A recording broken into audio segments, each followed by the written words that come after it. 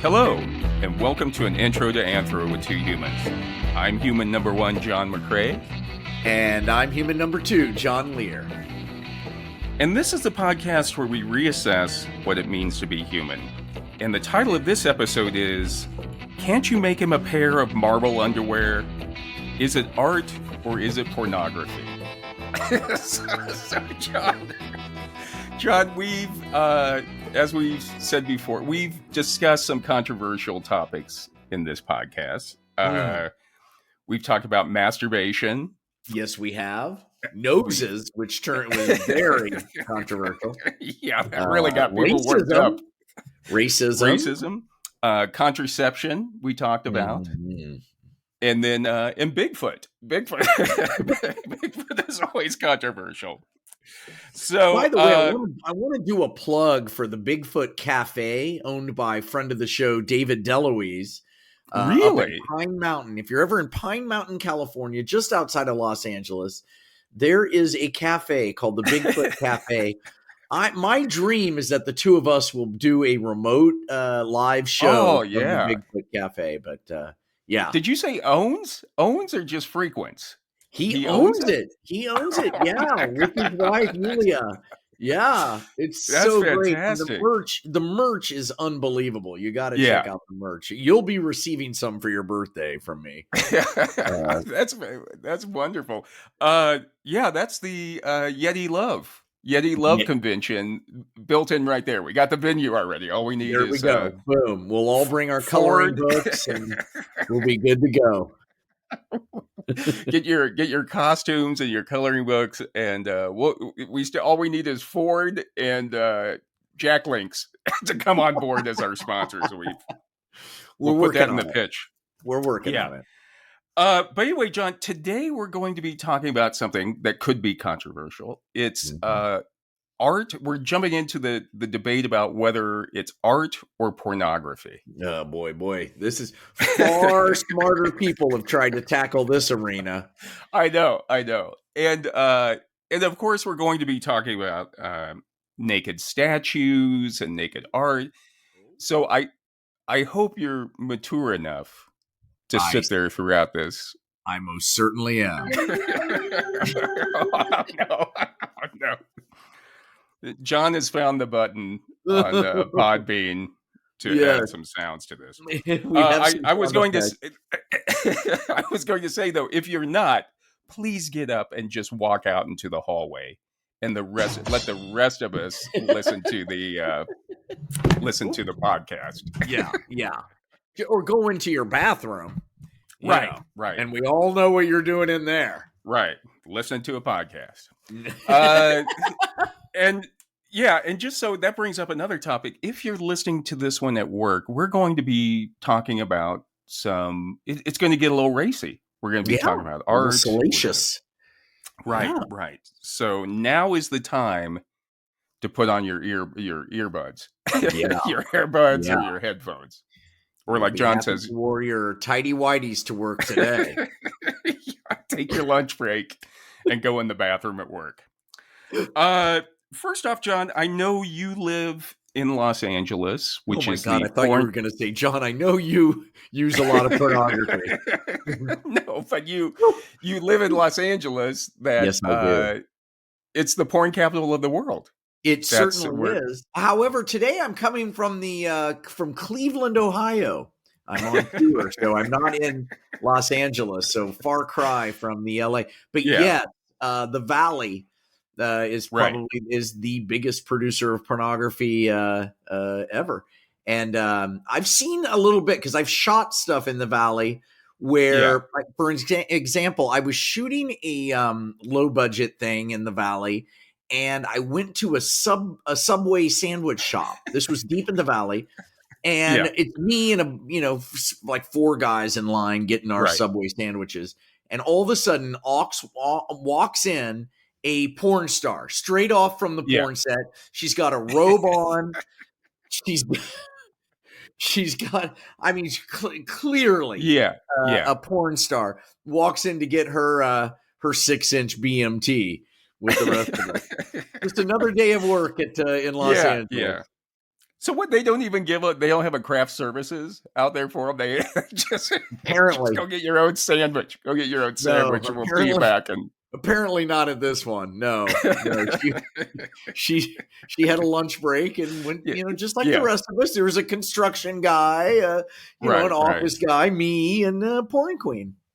I would say it probably employs, the porn industry probably employs more like cameramen, actually more.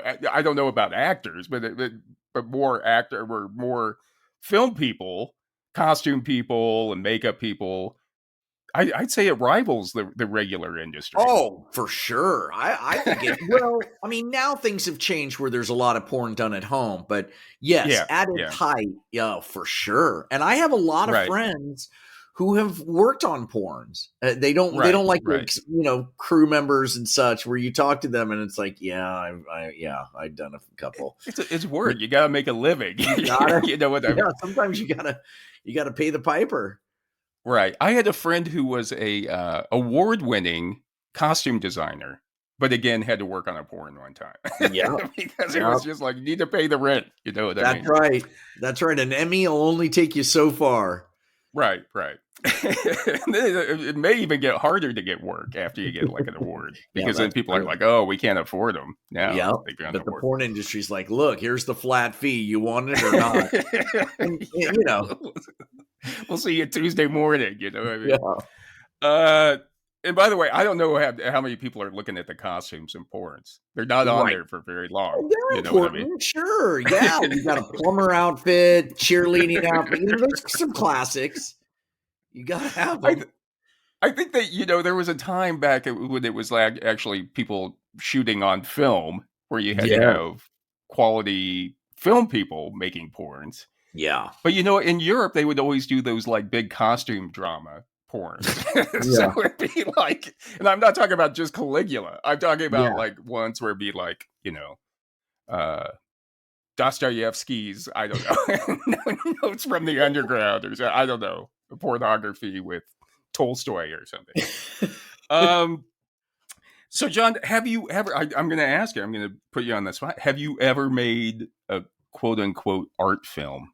Meaning a porn. I've never been asked to. Never even close. Not even by a partner, just to play for ourselves. No one's asked me. No one wants to see me film naked. Not even my own partners. Yeah, I have it one time years ago. I happened to have caught myself in a mirror one time at a hotel room, and that's the last thing I want to see is like this really pale bald guy that kind of looks like Gollum,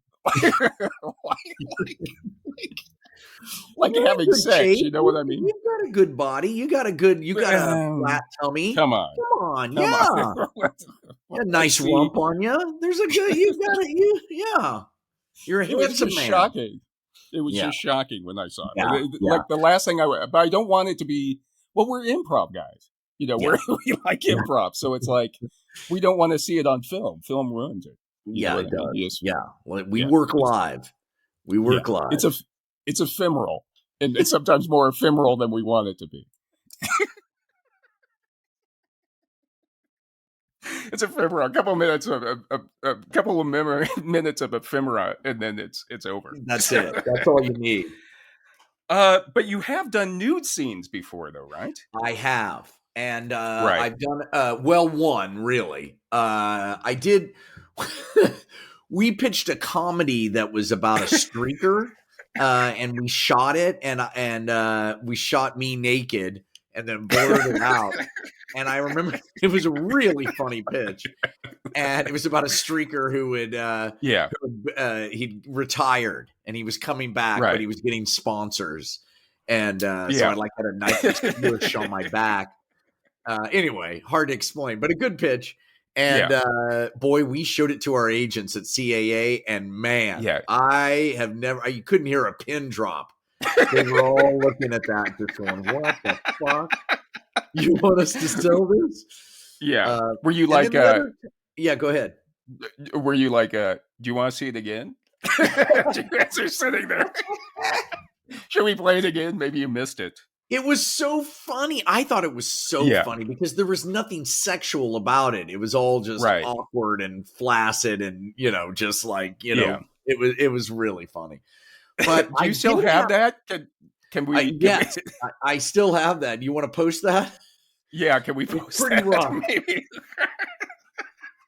Even a still. I would say even a still. Maybe that's I could grab a still from that for sure. Okay. And then I shot a series for Crackle, Sony Crackle, called Jailbait. And there was a scene where I needed to get frisked by by the sheriff was frisking me. Right. And, when you're arrested, they check you out. And so we did it with a dance belt, which is kind of a thing that kind of covers you up barely, but it does do the job. Yeah. And we were shooting because it was improv. We were shooting it with 3 cameras. So, Nancy was always, the director was always seeing a strap or something. She was just like, at the very end, she was like, listen, can we do one with just till I have it? And I'm let's make some art. Let's make some art.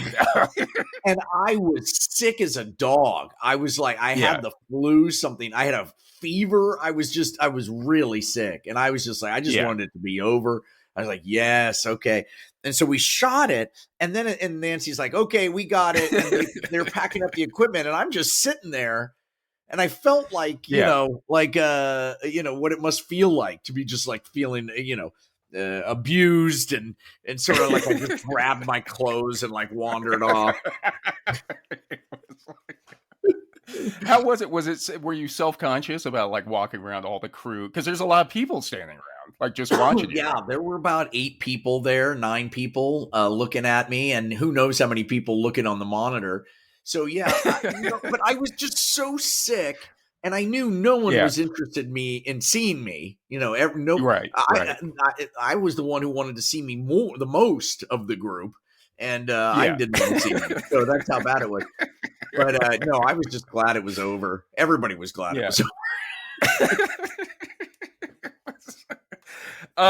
How about sex scenes? Have you ever had to do scenes where you're? I think in Quick Draw you had to do. Yes, I've done some love scenes, not many, but enough to know that it is not at all what you thought it would be. There's nothing really, at least for me, nothing pleasant about it. Nothing quote unquote enjoyable. Everybody's like, oh, the actresses some of the actresses I've been in loves are drop dead gorgeous. But it's just so awkward and it's just so uncomfortable. There's nothing fun about it. Nothing. I don't enjoy one moment of it. Yeah. No. Would you say that your the nude scenes and the sex scenes, would you consider those art or would you consider those pornography? I would consider them art. They were, they were comedies. They were meant to be funny. They were meant to entertain. Right. They were not meant to be prurient. They were just to show another location where human beings exist. There was nothing about it. Well, the reason I bring that up, John, is that sometimes it's very hard to say if something is art or pornography because it's completely subjective. The Supreme Court. I'll know it when I see it. Right.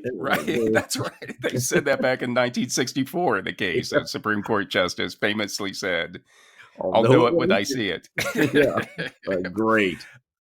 But on their website, Artfinder says, quote, art is subjective, which makes the controversy about what's art and what's porn all the more difficult. And they continue, quote, for some, a simple nude figure is enough to be porn, while others don't consider artworks porn until there's visible penetration, unquote. Oh, I don't know who that is. Anybody who's masturbated to the Sears catalog knows that almost anything can be porn.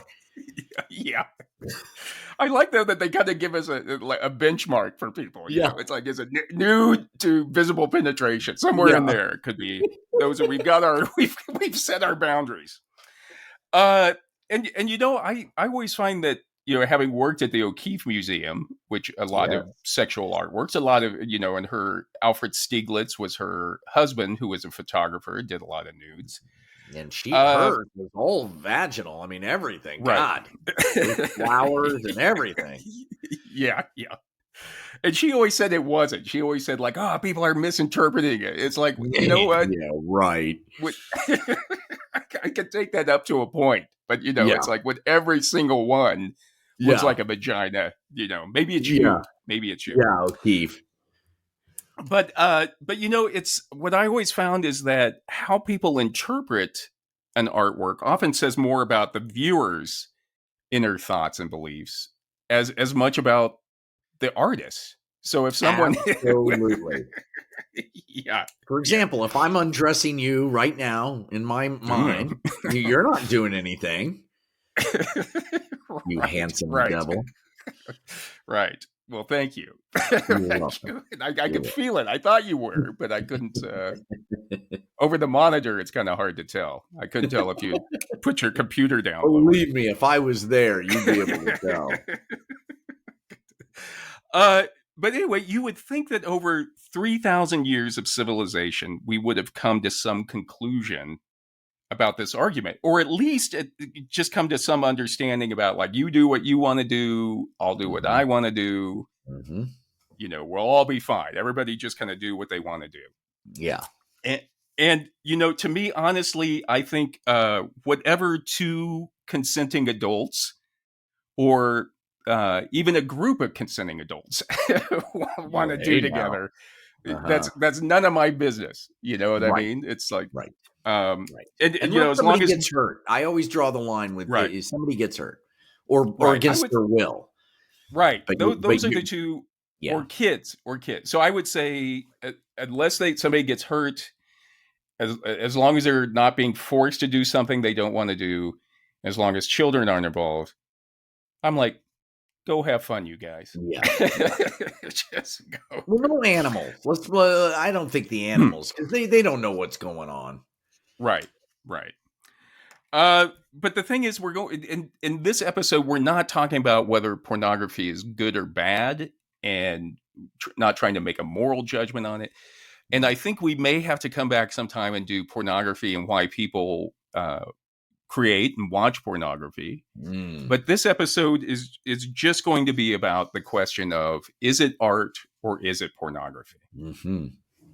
And, as you mentioned, this argument's been around forever. Back in the 80s, people always looked at, there was controversy about the photographs of Robert Mapplethorpe, for example. Yes. And some people called them pornographic. I love Mapplethorpe's work. We'll discuss Mapplethorpe a little bit more later. And then, just last year, the argument came up again when a school principal in Florida was forced to resign when a 6th grade art history class was shown photos of Michelangelo's statue of David. You're kidding. No, it was a huge controversy. And Didn't apparently you see that statue? Was that at the Louvre? I don't think David was at the Louvre, but we saw some nude photos at the Louvre. Oh man, that Venus de Milo. The victory of the Samothrace really got me going. Those wings. Just imagining those wings. Those wings. But anyway, the controversy was that usually the school would send out to parents beforehand, letting them know what they were going to be teaching in school. And I don't remember growing up the school ever sending out anything to my parents about what we were being taught. No. And I remember send it out, and the parents didn't want it. Nobody cared. Yeah. It's like our parents were working. It was just like, keep them busy. Yeah, whatever it is. Maybe now they'll pay attention in class. You show some naked statues or something. Yeah, whatever. But anyway, what really captured the attention of newspapers from around the world last year was that and this caused the story to blow up, was that one of the parents, and this was just one of the parents, said that they thought Michelangelo's David was pornographic. Okay.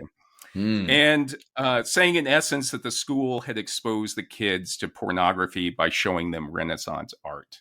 And then Florence, Italy. Somehow Florence, Italy heard about it. Oh boy. Yeah. The Italians jumped in.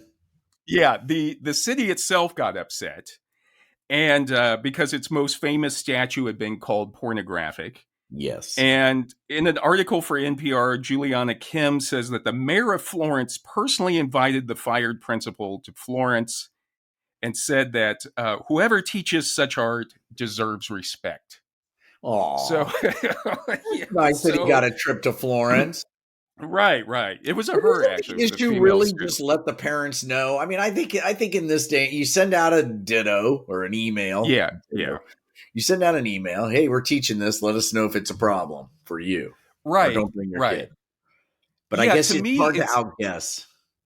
Yeah, I would say you have to be safe now. You know how people are. People get, flip out about everything now. They're just looking for an excuse to flip out. They don't even know why they're flipping out or what they're looking at. They just want to flip out. So true. And they said that, in the past, they had always sent that thing out. But for whatever reason this year, the email didn't go out. Oh, man. Guy loses his job over an email not going out. I know, it's probably like still sitting in the draft status. Yeah. God, oh no. Why didn't I hit send? But the thing is, this happened just last year. It's again, in every few years, this argument will come up. So hopefully, we're going to talk about the argument, the history of the argument of is it art or is it pornography? And then, at the end, hopefully we'll have a better understanding about at least the argument. And even if we still think it's pornographic, we'll be able to say why we think it's pornographic. Well, I can solve it right now if you want. Okay. It's not pornographic because he's flaccid. And it's, done. There was a time in a classical education, like I would say, even when we were in school, a classical education, showing Michelangelo's David was like showing the apex, the highest part, the highest level of artistic achievement. Like it's the best representation of a human body ever chiseled into stone. And it was like thought to be that's the best. And now it's like, he's making a sex film or something. Well, even when they did teach us David, and show that picture, I would still make dick jokes in the back. I don't know. Yeah, I mean, when you're in middle school, you got to say something. Look at that. And he's biblical too. It's David from the Bible. So you make some joke about like, oh, the giant, I guess. There's not a giant there or something. Yeah, look at that slingshot.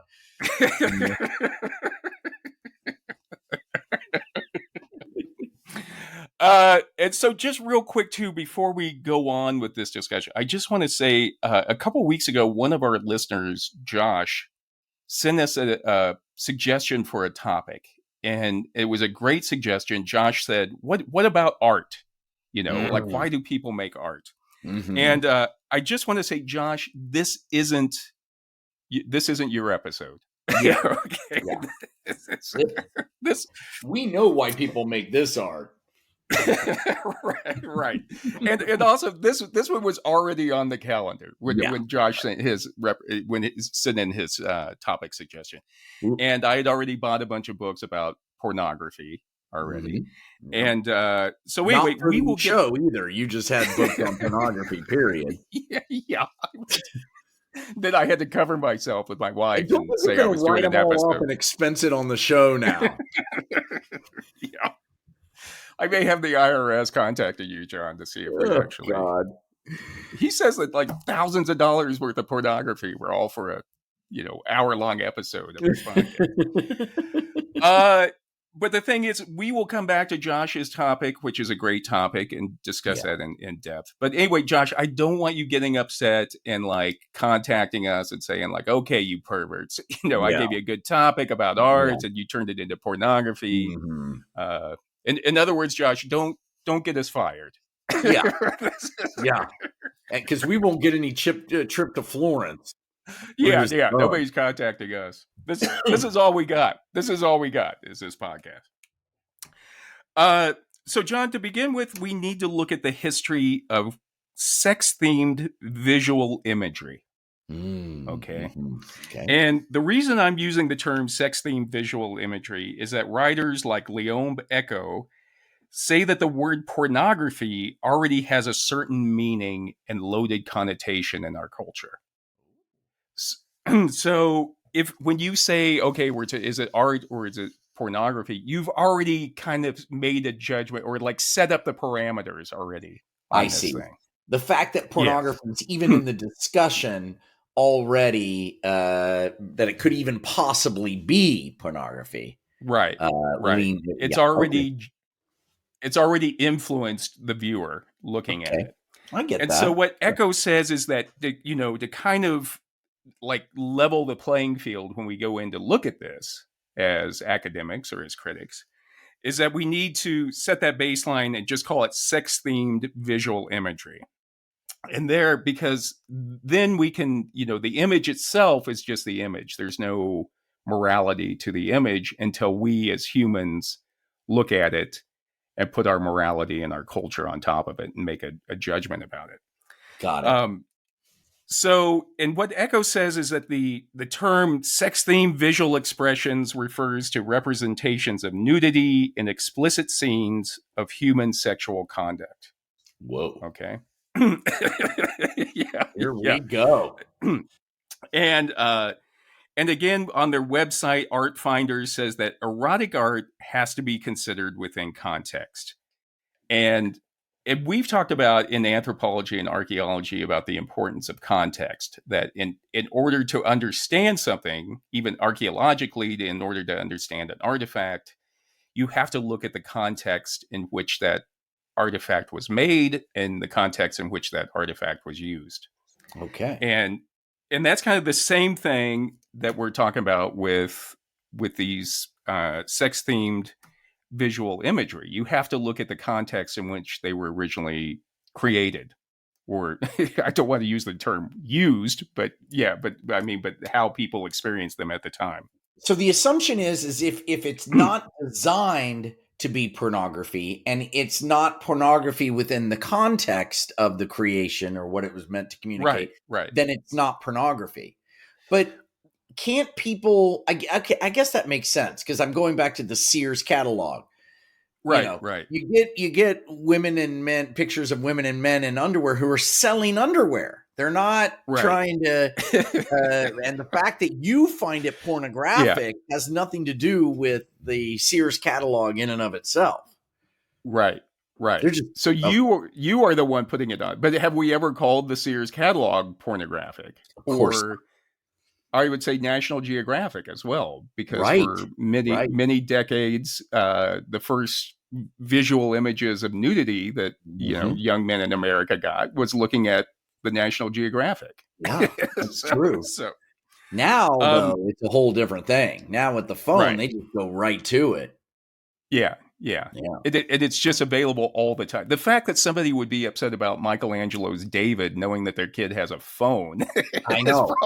I know. Or has played any video game or anything. I mean, there's, Right. Yeah.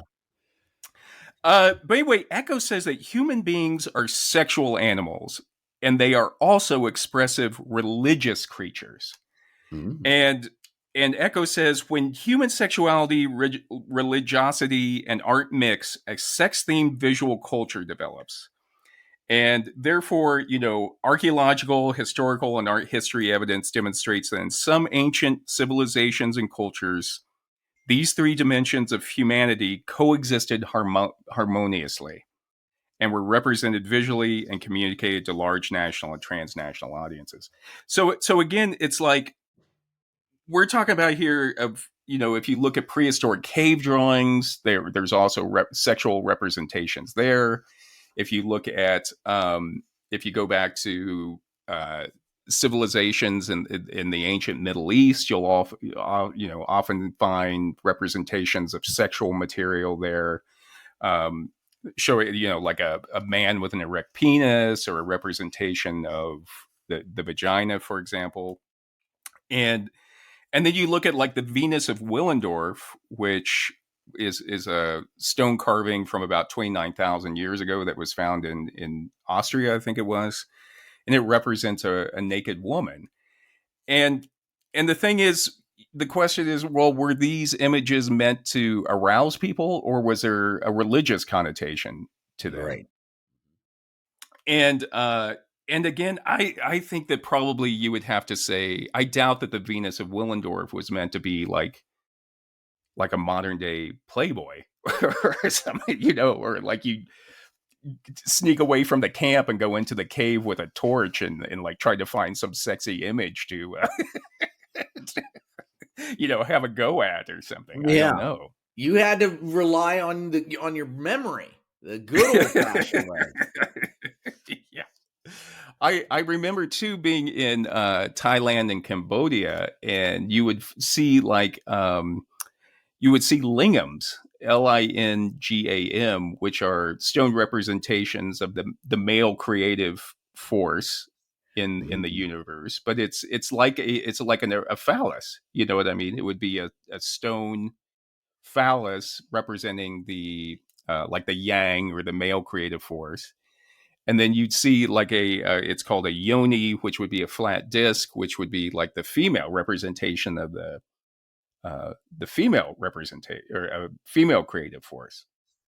And you know, at no time did I ever look at those and think of like, wow, check out those, get a load of those dildos or something. What's a disc? A disc doesn't get me. I don't read vagina from a disc. I know. You know. But you know, and in the Western tradition, we had a lot of sexual themed imagery in classical Greek and Roman art. Mm-hmm. And you know, again, these were usually they were representations or stories about gods and goddesses.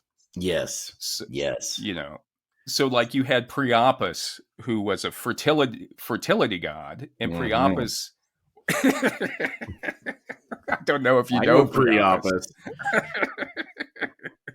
He's always represented with a large erect penis, you know. And all the time. All the time. I feel bad for him. Yeah. I think that's where we get our medical term Priapism, is like when someone has a medical condition where the penis, it's just a constant erection, can get very painful. Yes. But anyway, Priap, you know, you'll find him, or Priapus, you'll find him represented on vases and murals. And again, it's like, was it meant to be lascivious? Was it meant to be like to arouse people, or was it meant as a prayer, almost like a horseshoe above the door or something? You know, a penis instead of an erect penis instead of a horseshoe. Yeah, go ahead. Just put a dildo above your door and tell people it's you're Priapus. Following Priapus. Yeah. Just need good luck at work, you know. Trying to increase sales at work, you know. And then there was other religious stories about gods and goddesses. For example, Echo talks about Leda and the swan, and that's the one where the god Zeus transformed himself into a swan to seduce Leda, the wife of the king of Sparta. And so you'll see like representations of of a nude woman with a swan between her legs, for example. You know, yeah. And Leda, apparently, I mean, according to one version of the myth, is she later gave birth to 2 eggs from the encounter, and one of those eggs turned out to be Helen of Troy. So, you're kidding. No, from a swan. Unbelievable. From Zeus, you know, masquerading as a swan. Anyway. Wow. But again, it's a religious story. It's not meant to be like, you know, something you read in Penthouse. Really? Yeah, it's an origin story. It's how did Helen of Troy come about? Well, you're not going to believe this. You better go. Put your earbuds on. Your earbuds on. You're not going to sit down for a second. The other one was Zeus again. And Zeus, you would think you're the head god. You know, it's like, why are you having to pretend to be somebody else? You know, right? But he masqueraded as a white bull in order to kidnap Europa, the daughter of the king of Tyre. And then he took her to Crete, where he ravished her, i.e., raped her, uh, and had 3 sons with her. But again, this was another story where sometimes you'll see representations of a nude woman with, like, on top of a white bull or something. Uh-huh. And Well, and yeah, that again, goes all the way to Bianca Jagger on top of the white horse, naked on top of the white horse at Studio 54. no, Very I didn't famous, even see that. Really? famous photo. Yes. Yeah. I know quite a bit about Bianca Jagger, as we've discussed, because she lived with us for 6 months. Truth. Did that come up at the time, or was it like no, it did, because whenever she felt like she was going to get kicked out, she would finally pony up with some stories, about Mick or something. And she would just dole them out a little at a time just to keep her around. That was her currency. Really? And Yeah. I wanted more about the Studio 54. I was like, tell me about this Studio 54. Yeah. She didn't tell much. No. That's interesting. I wonder if there's like it's almost like a file of like, okay, how much is this one worth? Yeah. How many days is this one the Jagger marriage story in South America, or whatever it was. Yeah.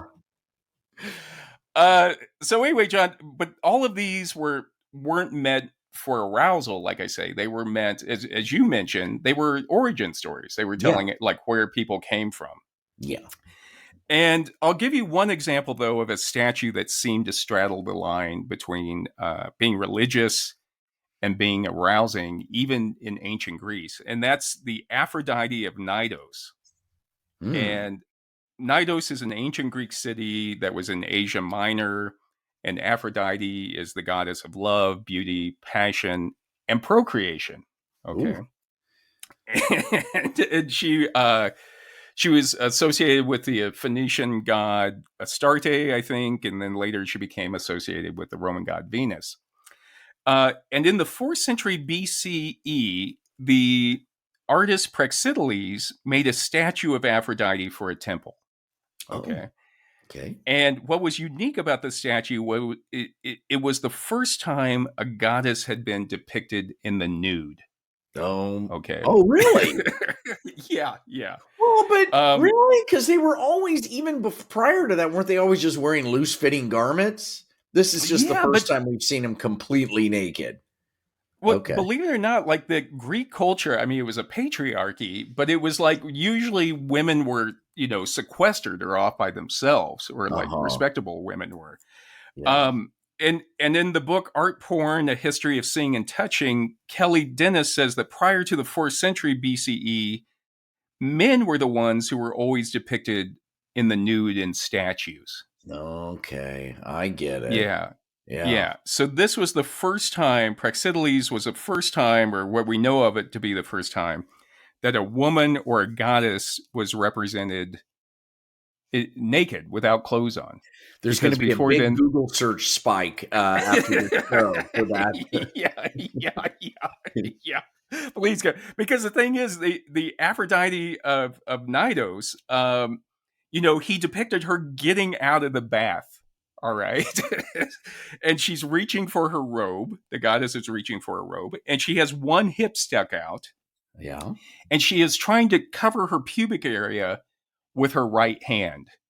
Okay. So who's in there? It's supposed to be like modesty. You know what I mean? But it's very almost photographic. Like he's captured her in movement. You know what I mean? Candid kind of movement. Yes. Right. I see that. Right.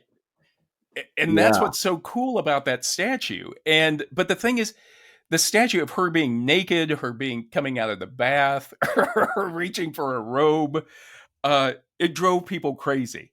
Okay. Really? People just went nuts over this statue. And not in a good way. They were angry, or were they, was there all kinds of, was there pro and con, or was it just mostly, wow, great job? Well, it drove them crazy because they were so aroused by it. That's why. Because of the way Praxiteles had carved her buttocks or derriere. It drove people crazy. And the legend is, and people talk about, like historians talk about, or even Roman historians talk about, is that young guys in the city of Knidos would wait until after dark and then go up there and try to have sex with the statue. Yeah. What is wrong with them? That's crazy. They were so, yeah. It was like they couldn't control it. And keep in mind, in like ancient statues were actually painted to look like natural representation. So it wasn't just a statue, right? Or like a white marble. Like it was a goddess, a living goddess in this. Wow. Right. Wow. So they would go up there and like wait till closed or everybody was going home, and then go up there and grab a little fondle off of the Aphrodite of Knidos. It's like the ancient version of those drawings in Heavy Metal magazine with women riding polar bears or something. Yeah. I mean, yeah, people have been doing it for thousands of years. Everybody, like, wow. That's amazing. That is truly amazing. That is amazing to me. Unfortunately, we don't have it was lost. Probably somebody, took it and has it stashed under their bed somewhere. We have nothing survives of it. We've never seen it. No, that makes it all the more titillating. Right, but the thing is, it was one of the most copied statues in the classical world. So everybody was making copies of the Aphrodite of Knidos. And so we have some, and we'll take a look at one later, you and I. And I cannot wait. Yeah. But the thing is, we have a pretty good idea of what it looked like just from descriptions and what the copies are. But it's all in the subtleties, Yeah. It's the excitement of, and probably, if you can imagine, this is horrible, but if you can imagine if it was painted, like you'd see, how when you go see a bronze statue and the nose is always shiny from people touching it. Yeah. God only knows what that thing looked like. How many mitts were on that butt, that stone butt, man. Somebody's job to go up there and like retouch it, kind of like cleaning up graffiti. You have to go touch up that. Get up there and clean off the statue. Oh, Jesus. Here's your flesh colored paint can. Get up there and touch it up. The other thing that Echo talks about in the classical world were temple prostitutes. Okay, so, and this goes all the way back to ancient Babylon. The Code of Hammurabi, which is a legal code going back to 1700 BCE, discusses the rights of temple prostitutes. And so sex at that time in the ancient world was a religious sacrament, Echo says, an act of worship. So temple prostitutes who weren't allowed to marry lived together in the temple complex and performed sex acts with worshipers as part of their religious duties. Wow. Yeah. So, and even Herodotus in the Histories, which was written in 400 BCE, Herodotus was a Roman historian. He talked about the shameful custom of the Babylonians in which once in their lifetime, local women would have to spend time at the temple of Aphrodite and have sex with a stranger. Wow. So, wow. Yeah. But again, so it's awkward. God, I just put myself in that. I gotta go up. I would just be so, yeah. I mean, it'd be like, I don't know. It's certainly, yeah, or like going to church, I don't know. Yeah. Yeah. Certainly more exciting than like midnight mass for you know what I mean, where you have to go sit in midnight masses though. Yeah.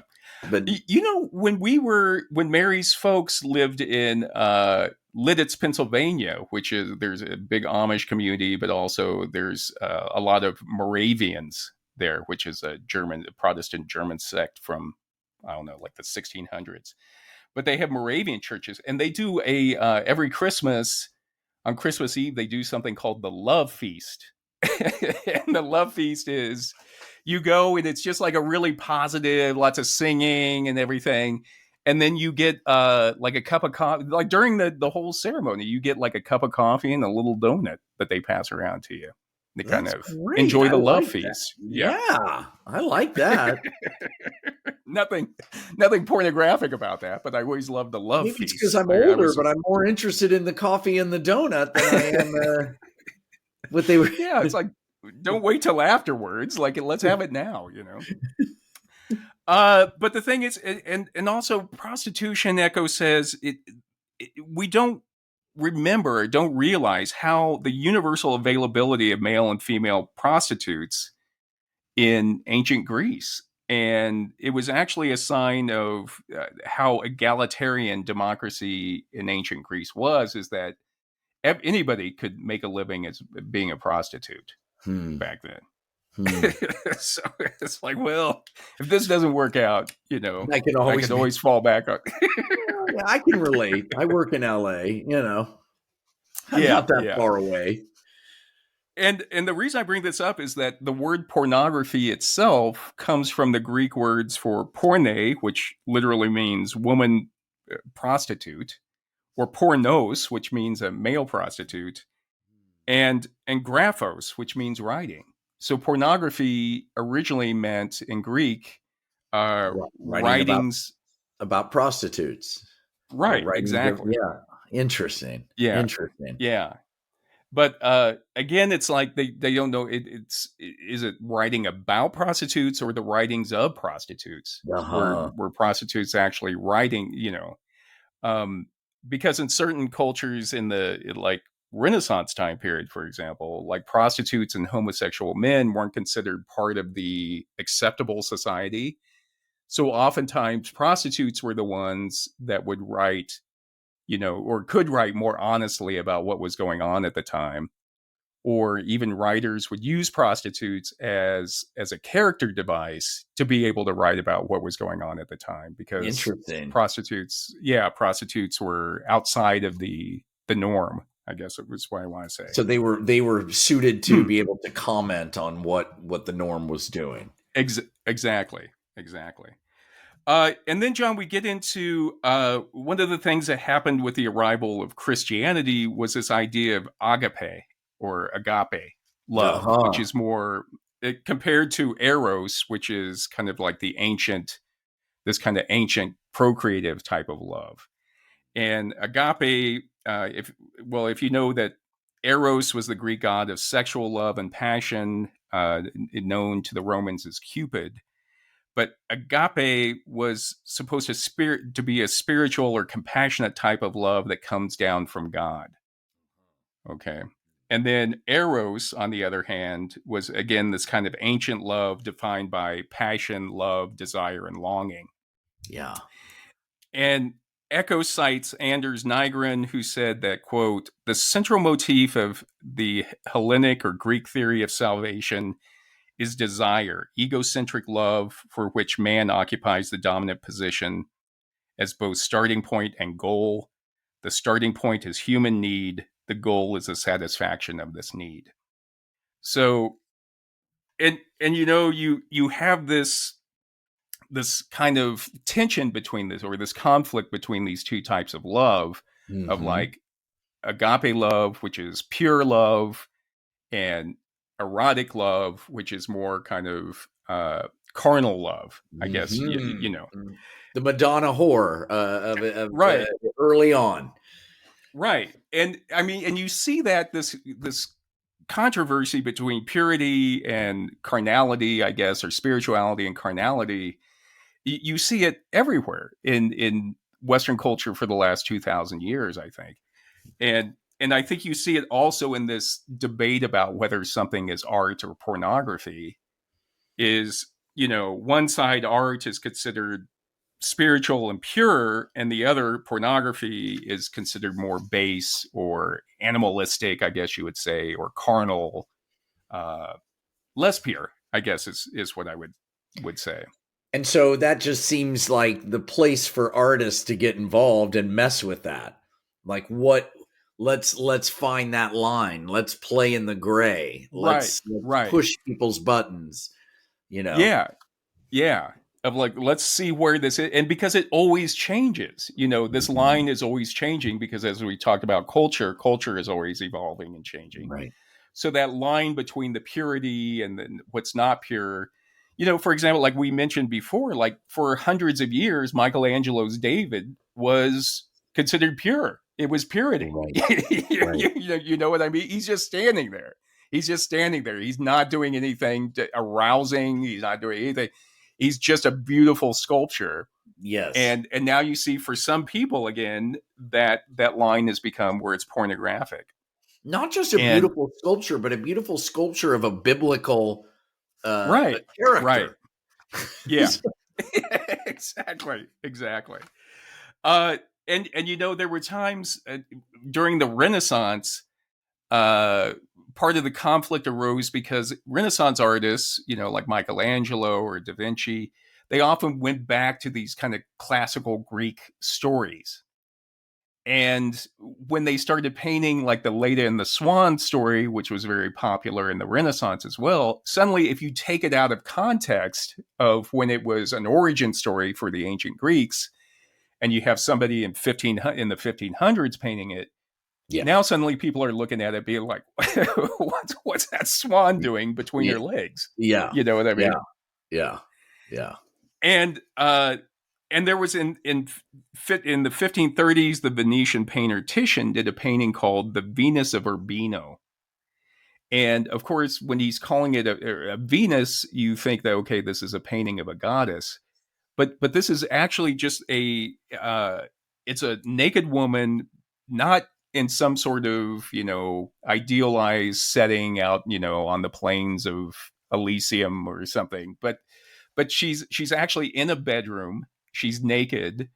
In one hand, she's holding a bunch of flowers, and in the other hand is it's coming down, and it looks like she's again over her pubic area, kind of like the Knidos Aphrodite, and it looks like she's doing it in modesty, like she's covering herself up in modesty. But over the years, people have looked at it and be like, her fingers are a little more curved than what they would be just to cover herself up. I see. And yeah, and Kelly Dennis has written in the book that that Mark Twain himself, in his book A Tramp Abroad, went to see the Venus of Urbino. And I love Mark Twain, but apparently he was like outraged by the thing because he said that, given the attitude of one of her arms and hand, it was the foulest, the vilest, and the most, or the obscenest picture the world possesses. Oh my God, Twain! Come on. So again, it's like, is she masturbating or is she just covering herself? But again, it's like pushing those boundaries of like the artist is sort of playing with our minds, right? And that goes the same for Edouard Manet's Olympia, which came out in 1863. And in Olympia, it's the same thing. It takes a lot from the Venus of Urbino. The same pose, only now this is the 1860s in Paris, and it's a woman who's obviously a courtesan or a prostitute, naked. Manet has raised her up a little bit in the canvas, made her higher, so where she's actually looking at the viewer like straight on, and her hand is in the same position as the Venus of Urbino. Of is it for modesty or is it self-pleasure at that point? Wow. And what's interesting in an article called Art 101, what's the difference between porn and art? A person called Professor Lees, which is a pseudonym on Canadian broadcasting or Canadian television. She says that, the thing about Manet's Olympia is that people actually recognize the woman. So, what do you mean? They knew who she was. So when he exhibited it, people knew that she was a prostitute. Oh, and they knew the actual woman, and that changed everything. Right. And why is the Canadian historian using a pseudonym? What's going on there? No, I don't Why do you know. need a I tried to find. You got to figure that out. What are you afraid of? Yeah. Yeah, I don't know why she uses a pseudonym. Great article, fantastic article, but I couldn't find. I had to just use her pseudonym for the reference. That's interesting. Yeah. But again, it was scandalous not because of the subject matter was scandalous, but then you put the whole other backstory, the context of it, of like probably a lot of the patrons knew her because they had gone to her. You know what I mean? Amazing. So. But if you don't know her, then is you don't associate any of that with her, right? And I don't know. We will see it here in a little bit. We'll take a look at it. But again, all of these kind of play upon each other. So, like the Venus of Urbino takes from the Aphrodite of Cnidos. Monet's Olympia takes from the Venus of Urbino. So there's these certain images that people are always using to kind of push some buttons to kind of see like where. Still to this day, I mean, how many times have we seen porn sex scene between Han Solo and Princess what's her face? Yeah, which brings a fan fiction. I mean, fan fiction again is like taking exactly. I mean, you can get Minnie Mouse and Mickey Mouse. I mean, you can find anything out there. Just trying to see where that line is, line is between what's acceptable and what's not acceptable. And again, like we said before, that line is always changing. That line is always moving. And that line's not the same for everybody, Right. And since you brought up fan fiction, it's interesting that I just want to touch upon sexually themed literature. And that is, for most of the 17th and 18th centuries, the most accessible pornography was through the written word. Was through books. Yes. You know what I mean? And there's incredible porn out there that you just read. I mean, it'd take work. I don't know if people read pornography anymore. I'd actually be happy if people were actually reading. Yeah. I think Rousseau called it pornography was literature that you read with one hand. Oh, yikes! Good night, everybody. Yeah. Thank you, Rousseau. Oh, Rousseau. Jesus. And in the book, The Invention of Pornography, Lynn Hunt says that the main lines of the modern pornographic tradition and its censorship can be traced back to the 16th century Italy and 17th and 18th century France and England. And then she says that writers and engravers of pornography came out of the demi-monde, or kind of like the subculture of heretics, freethinkers, and libertines. No, boy. So those are my people. Yeah, I know.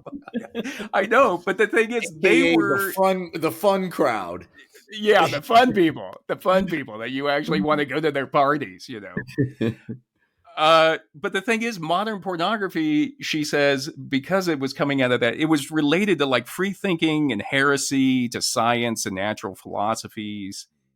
And they would use pornography, or these kind of, these descriptions of sex and the priest having sex and the king having sex, to kind of make fun or satirize the monarchy and the church. So it was an acceptable way pornography was being used, and the nudity and these lascivious acts were being used to kind of express the corruption of those, or like just comment upon the current government. That's amazing.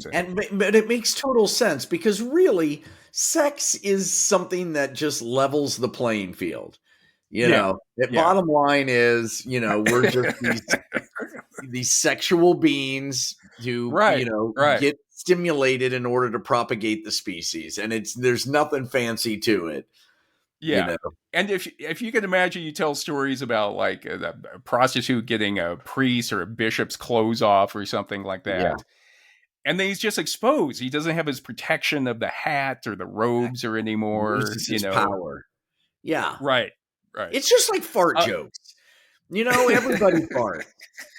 So if you do the president farting, it's just saying, hey, he ain't nothing special. He puts his Hey, pants man. on the same way we do. Yeah. Alexander the Great, same thing. Yeah, he had King to of the wipe world. his Genghis butt. Khan. Genghis Yeah, Khan. hell yeah. He had diarrhea, just like everybody else. And just something I found fascinating was, we always think about like pornography or the adult film industry taking advantage of the newest technology. For Yes, example, whether it be they're the always at the internet or forefront. Yes. or the That's where AI is videotape. going. We're gonna listen. The first robots aren't gonna fly our planes or drive our cars. Everybody. Yeah, I mean, like, why did your brother get a robot? It's like, why did he? Oh, it's to help around the house. Yeah. He took Okay. his money after the divorce and bought a robot. Uh, Everybody's going to know when that box shows up, That's right. Amazon delivers that life-size box out on your Everybody's porch. like, "Oh yeah, you're gonna use that to mow your lawn, aren't you?" Yeah. Okay. Sure. It's a mini fridge. All right, I got it. It's a very thin mini fridge. That's the thing. But The robots won't end up doing any work at all because we'll all fall in love with them. I know. We'll be doing work for that. Can I shine your back? Yeah. Come on, robot. Just give me a shoulder massage again. So. Are you? Look what I bought you. Look what I bought you today. In the 17th and 18th century, the newest invention at that time was the novel, like as a literary form. Yes. And so that's what pornography kind of goes along with the development of the novel. Yes. And we talked about that in our episode on masturbation, about how threatening, the establishment was to the novel at the time. Yeah. Because the novel, you read it by yourself, usually off alone somewhere. And it was all about the imagination. You would use the imagination to create your own reality. Yes. From the novel. It was powerful, man. Right. And it had a beginning, middle, and end. It was like it's satisfied across the board. Can you imagine when that was when a book was coming out where it was like this detailed story and chapters and oh my God, it must have blown people's minds. Yeah. Is it crazy? I mean, you think about now, like people don't even read novels anymore, I don't think. Yeah. Some people do. I do, but I read anything. Yeah. But you can imagine, but even if you were, I mean, I would say that I read somewhere where video games are now like the modern novel. Yes, for example. That's true. Video games are really well written. The good ones, they're really well drawn. And you have a freedom within it, but it still drives a narrative. It's an amazingly complex storytelling device. It's incredible. But I would say that if video games, I think it would be the equivalent of a novel at the time, and that people usually do it by themselves. Yep. Off alone. Yep. And they create their own world, which, what in the Enlightenment, what they did, were rationalists didn't like it because it's like, this is all imagination. This doesn't exist in reality. Yeah, there's nothing real here. Right. That's just fantastic to think about it that way. And what a revolutionary entertainment device the novel was. I know. I love it. And being like so excited about it, like how subversive reading a novel was. Well, anybody who's read a novel and been kind of enveloped in it has, really fallen into it. The kind of novel where you slow down reading at the end because you don't want it to end. That experience is so profound. It's so gratifying. And a lot of the classics of pornography are novels. So you have like in French, you have L'École des Filles, which is like girls' school. I mean, it all sounds like porns now. Well, War and Peace is basically a soap opera. Yeah, and, War and Peace is like everybody's like, oh, War and Peace is this high, but it's a soap opera, really. Yeah, exactly. I mean, it's just telling these stories, just people just following each of them. You know what I mean? It's where that Fanny Hill was another one. It's a pornographic novel or considered pornography. That came out in England. But anyway, but they're all, just know that the novel and pornography, that's what went hand in hand at that time Yes. period, I guess. Well, that's good. That, all the internet, the most successful business model on the internet is well, hate is number one, but number two is porn. Right. John, let's move now before we end. I just want to take a look at some of these artworks that we've discussed and a couple other artworks.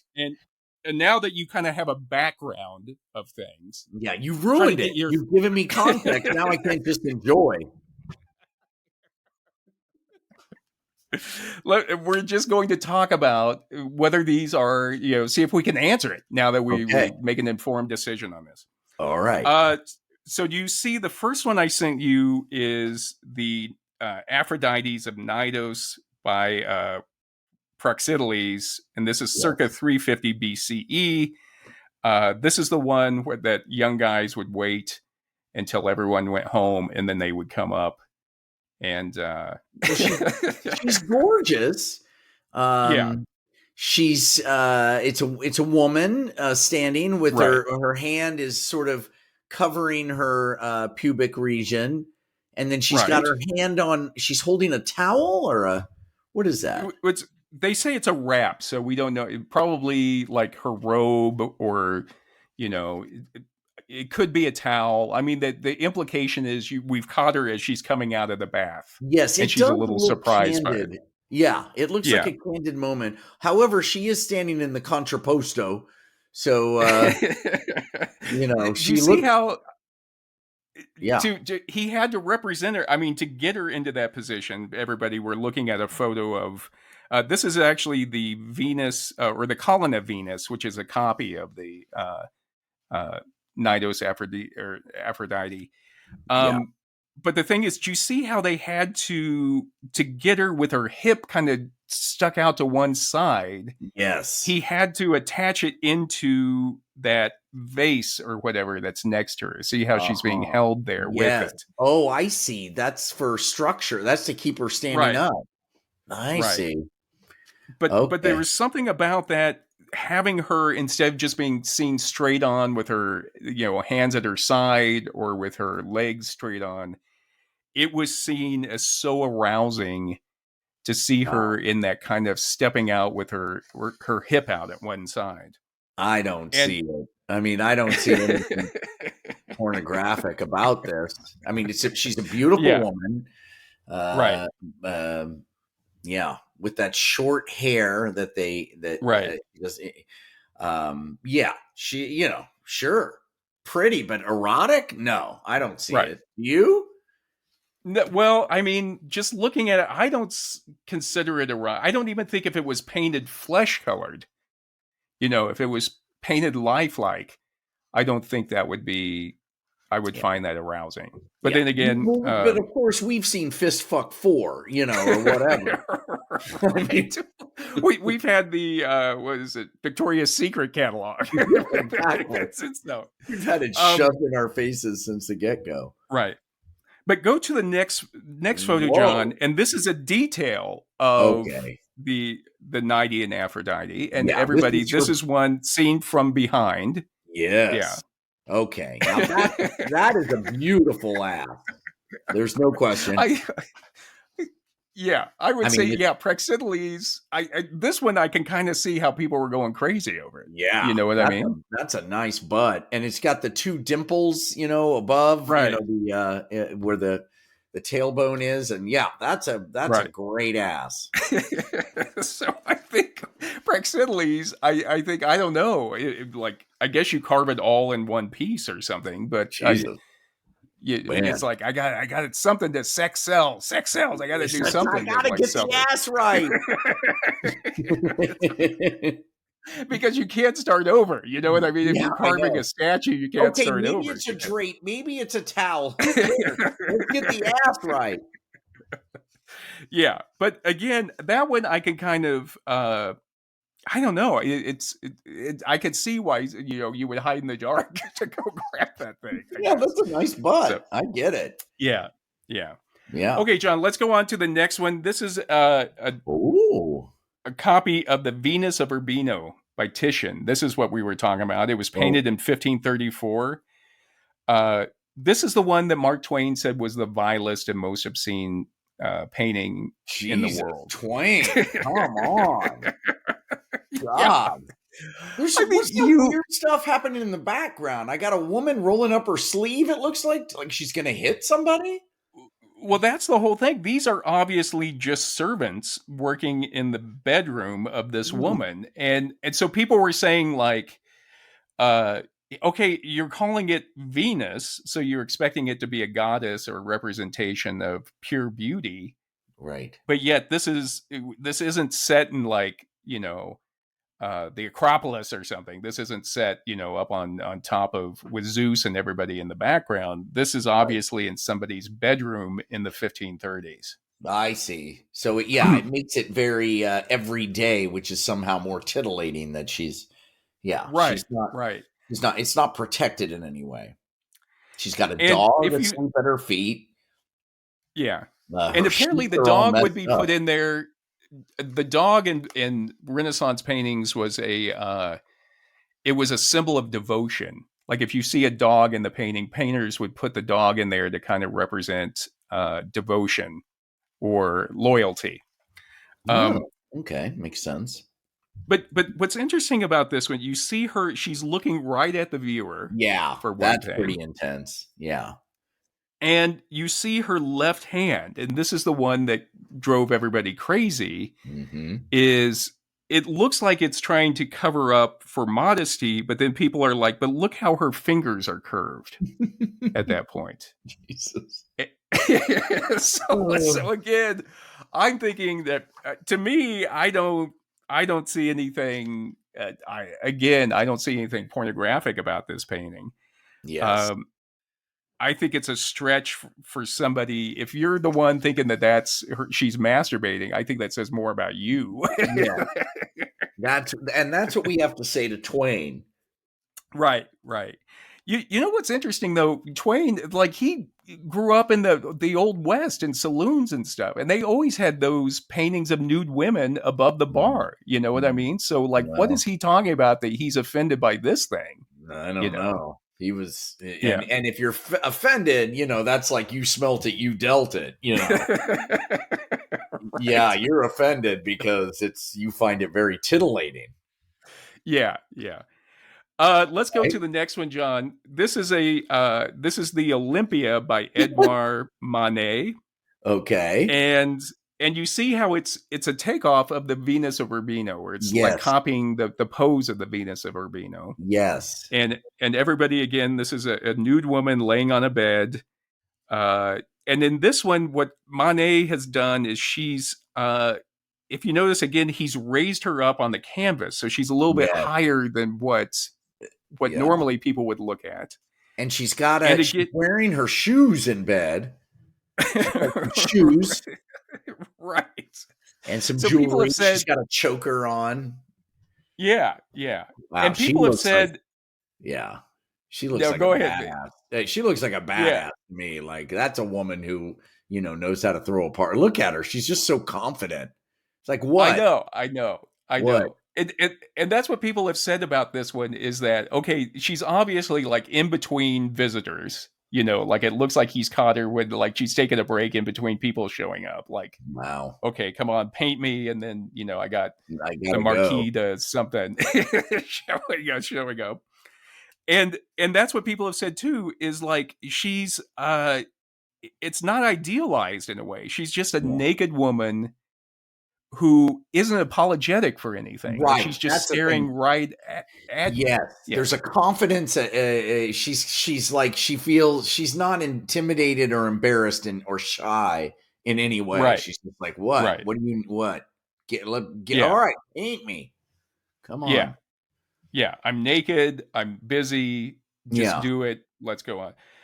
But you see again with like the correlations with the Venus of Urbino, where she has a black cat. I'm not sure if you could see it. She has a black cat on the bed instead of a dog. And then like again, cat. Yeah, I had a cat. It looks like Shecky. It does look like Shecky. Yeah. Aww.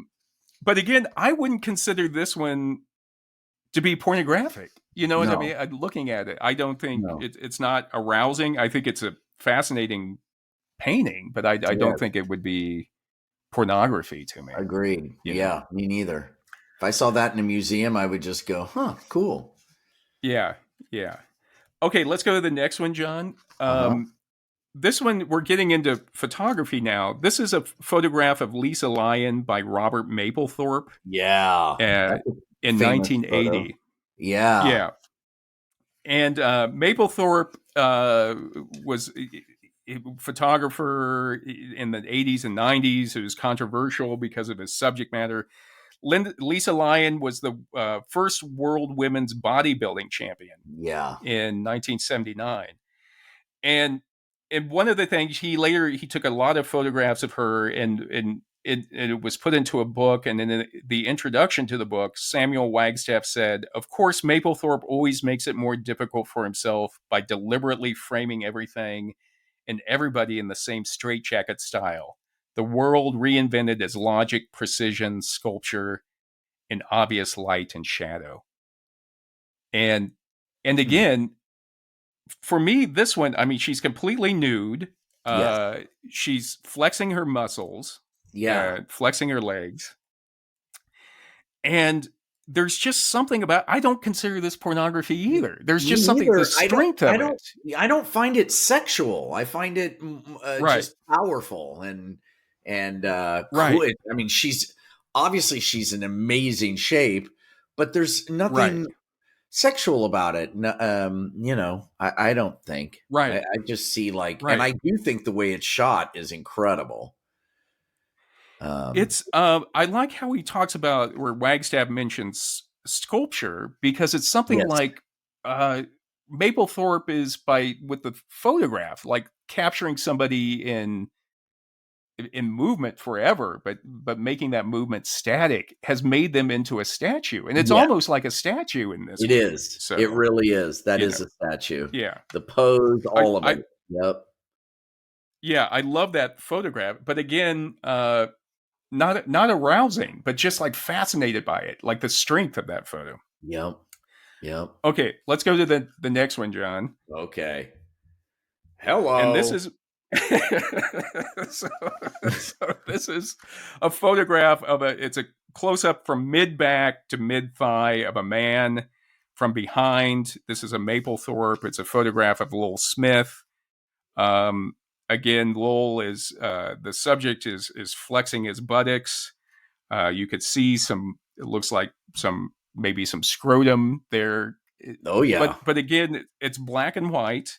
Yep. And Linda Need, again talking about the work with Lisa Lyon, but I would say with this one too, said the hard edges and stark chiaroscuro, which is like when light and dark of the Yeah. images transform the body into sculpture. Yes. Yes. And yeah, go with this one. I would say again, it's like it's a sculpture. It's an abstract sculpture almost. Yes. Like looking at this It's one, not human. It's become something else. And I think right? that's kind of what I guess you're saying. And for pornography, you're trying to do the opposite, aren't you? You're trying to Right, make it accessible. So yeah, right, well, the scrotum dip is something that you don't see a whole lot. right, So right, there's right. that, but I don't know, man. Yeah, I would not. I would see this as a little, edgy, but not Right. pornographic by any means. You know what's interesting too, like looking through these and trying to pick out one to talk about is Mapplethorpe also did a lot of photographs of flowers, Mm-hmm. and flowers are very sexual, because Very, you have their sex organs are just hanging out there, yeah, and that's why with O'Keeffe it was always like very sexual to have her paintings of flowers because flowers can't help but be sexual. right. Um, and it's the same thing with this one. What people would say with a lot of O'Keeffe's things is like you could hang it upside down, and it would still be interesting. And I That's think true. this photograph, even if you turned it upside down, is still fascinating. Like Yeah. it's become something else. It's an abstraction that you want to stare at it, but not from a sexual standpoint, but just the shape of everything. So, Agreed. um, okay, John, and then finally, this is our last one. This is from a show by Jeff Koons. I'm not sure if you know Yes, I do. know He of does Jeff the Koons. balloon animals usually. You see, Right, like those are right. his most famous. Um, But in 1991, he did a show called Made in Heaven. And if you think about like, well, what do we talk about when we say made in heaven? Usually we say it's a match made in heaven.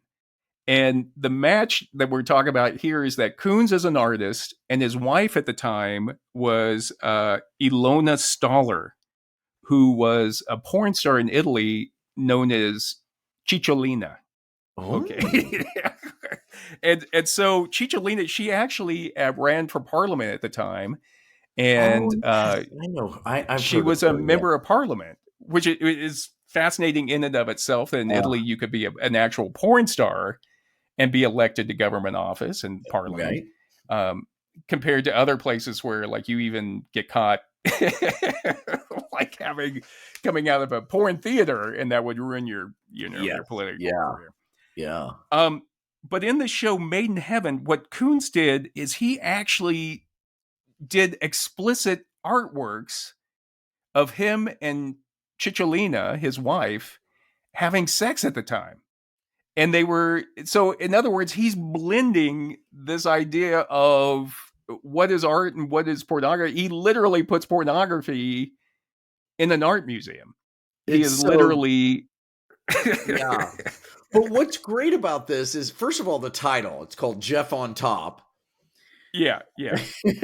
But it also it reminds me of like action figures or collectibles Right, that people right. would have, because they're on in this little God, what do you call it? Like they're on these rocks. It's like an Yeah, environment, yeah, kind of a plastic thing that you could see as a collectible yeah. for somebody who might collect, Star Wars figures, and you've got Han Solo shooting Right. on a thing, but here he is just having sex with his wife. And Right. And there's if no you penetration. I mean, they're obviously having sex, but there's something cartoony about it. Right, right. Just captured, seeing it, not a photograph, but seeing, like, and this is huge. This thing is huge. Wow. Like it's 55 inches by 109 inches by 71 inches. So it's life size, but it's very large. And go to Wow. the next one. The next one, these are all from Made in Heaven, because it's like, the reason I put these in is because it's literally somebody taking pornography and making artwork from From it. pornography. Yeah. Yeah. Beautifully And done. I mean, they're just oh yeah, incredible. yeah. And But this there's one again, something he's kind so heightened about it, something so dramatic and not prurient in any way. Like there's something, of I don't know, like yeah. Well, let's go. If you go to the next photo again, you'll see, I put in some photos from the actual show itself. oh, I see. Yeah, Whoa. and if you Okay. see, yeah, Okay. now it starts getting prurient. Yeah. But the thing is, there's something about like he did these ones of his wife giving him a blowjob, for example, but it's made out of glass. It's really Uh, amazing. Yeah, yeah. And it's something about it being made out of, it's, you take it, the sexual image, and then make it out of glass, and suddenly it's not, I don't know, it's removed. It's a step Yeah, removed from it or yeah, something. it's true. Wow. When was this show? 1991, I think. Wow. And and if you look in the background, John, see the on that upper photograph, you see that painting, or that photograph there on the wall is huge. It's like 7 by 5 feet. Wow. But again, it's his wife giving him a blowjob, and But it's he, silk screened. It's silk and screened. he's posed in this. It's crazy. Yeah, It's yeah, really interesting. yeah. And then go to, and we'll get to the last one here, and you'll see some of the other Uh-huh. but they're enormous. And again, this is him and his wife. And what's interesting too to me is that she's completely comfortable in these positions because that's her work, her Right. medium. And he's the one that kind of looks a little uncomfortable in Awkward. there, I Yeah, think. that's Yeah. true. That's true. But again, it's I don't know. It's fascinating to me. I don't find it's something about it being so explicit. It's almost like trying so hard to be explicit. Uh-huh. And then blowing it up into this kind of like huge medium. You know what I mean? Like Yeah. it's a porn photo that's been silk screened by 7 by 5 feet high. Wow. And Boy, you put it in a gallery and suddenly it's not sexual to me anymore. You yeah. know? He's got the balls, man, to put that, man. He really I went don't know. for it. I know. I don't know what it is. I don't Yeah. know what it is, but it's not pornography to me anymore by making it Yeah. so explicit. Yeah. It was weird. It's It so was weird. bizarre. I Yeah. mean, this is the most blurred the lines can get of the ones we've seen. I mean, this is actual pornography. You're starting in the world of pornography and bringing it into the world of art. Yeah. But it's amazing. These are, Yeah. how did I never see these? I know people hate, you either love or hate Jeff Koons, it seems like. Yeah. And a lot of people hated this show. They hated this show. And I think it's because this is the discussion I think he was having is like, okay, you want to argue about what's art or porn? We'll put actual porn, but In an we'll art make it gallery. in another medium. You know what I mean? Right. There was also Alina Cohen in an article called "What's the Line Between Art and Pornography." She talks about a piece done by the artist Andrea Fraser called "Untitled 2003."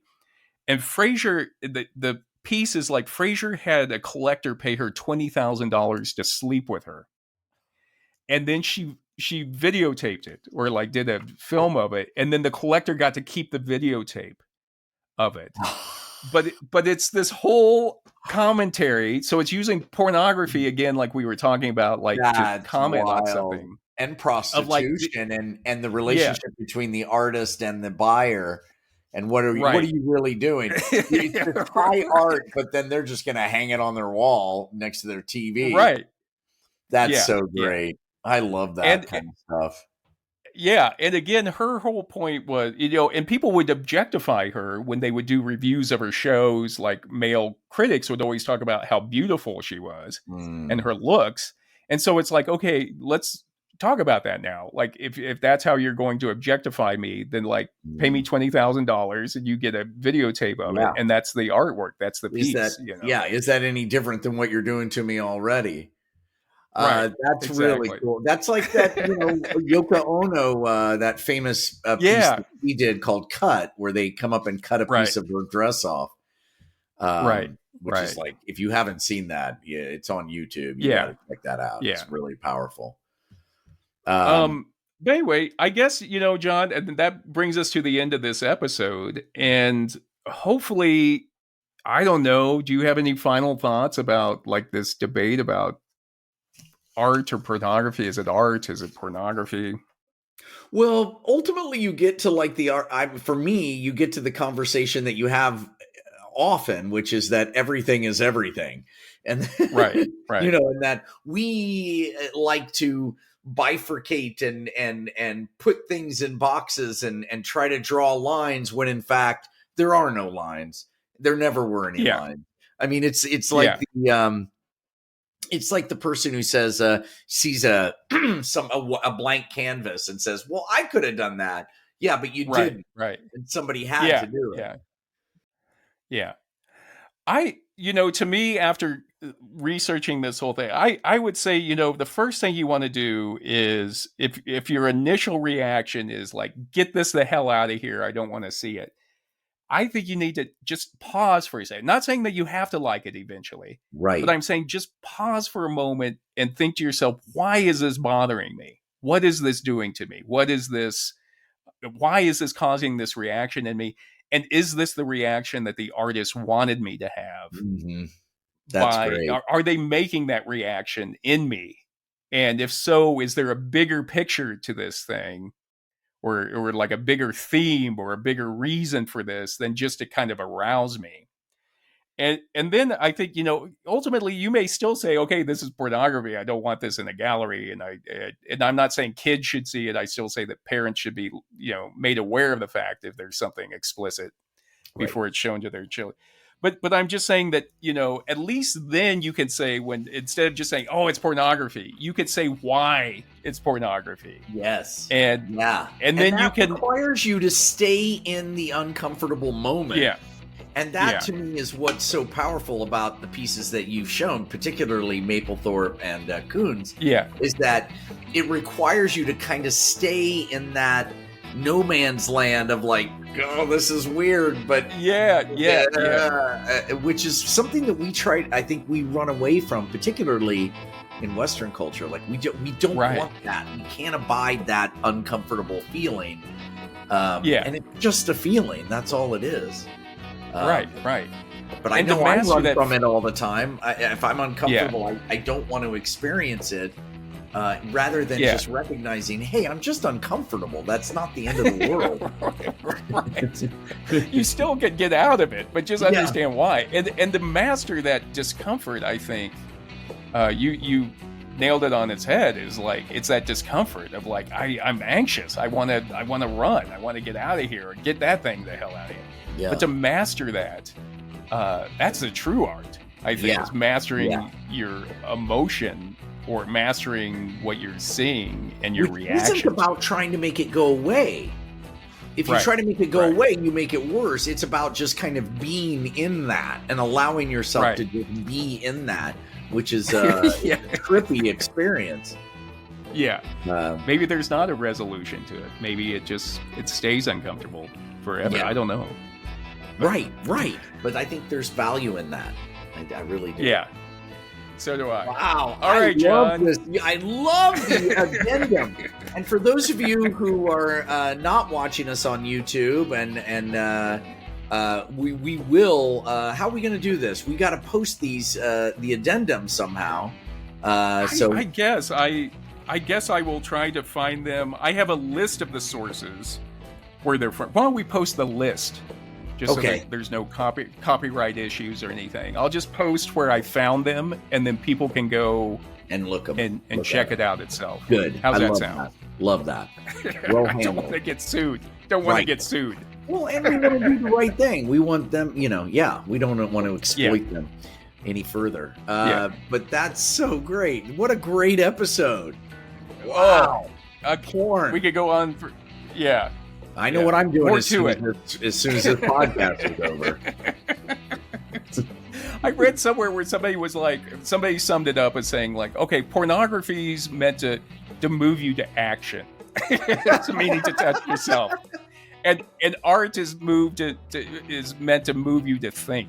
Yeah. You know what I mean? That's how they define the difference. I like that. Right. I like that. And so, I don't know. Again, it's going to be different for everybody. But just, again, there are no easy answers for anything, is all I can say to people. Is like, you gotta think about it.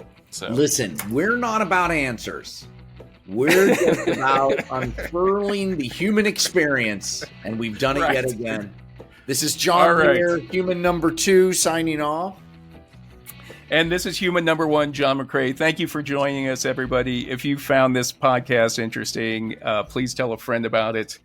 And be sure to check us out on our Facebook and on our Instagram. And go to the Art Museum, everybody. Go to the Art Museum. Go to the Art Museum. All right. I love you guys. Thanks, John. Love you. Bye.